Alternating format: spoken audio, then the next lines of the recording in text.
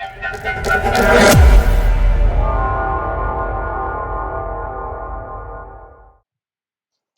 hi guys, welcome. Today we're going to be talking about hypertensive crisis.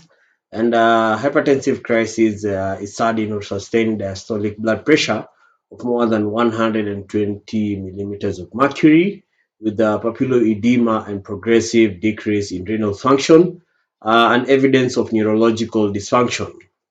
So, blood pressure should be controlled within 1 hour in order to prevent permanent damage and hypertensive emergencies. So in both, the aim is to treat and to achieve a diastolic blood pressure of 100 to 110 millimeters of mercury. So, however, rapid decrease of blood pressure should be avoided to reduce the risk of cerebral hyperperfusion. So the two ways in which you can be able to approach and manage hypertensive crisis. And the first is by using furosemide 40 milligrams IV combined with hydralazine 10 milligrams IV every 15 minutes until desired effect or 50 milligrams has been administered.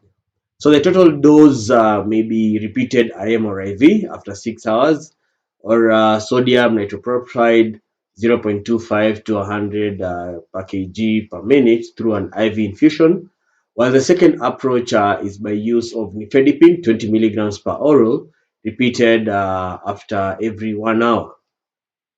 So one can be able to follow the initial control of blood pressure, and since there are multiple oral therapies, one can use hydrochlorothiazide with atenolol and hydralazine, or use nifedipine, or as well use methyldopa or captopril.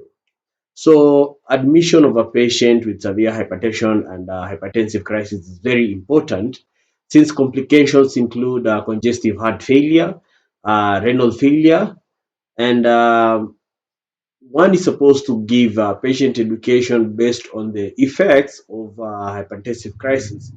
Due to untreated hypertension has a high mortality rate due to renal failure, stroke, coronary artery disease, as well as heart failure. So it is very important that most hypertensive patients are aware of the effects of which the hypertensive crisis can cause to them.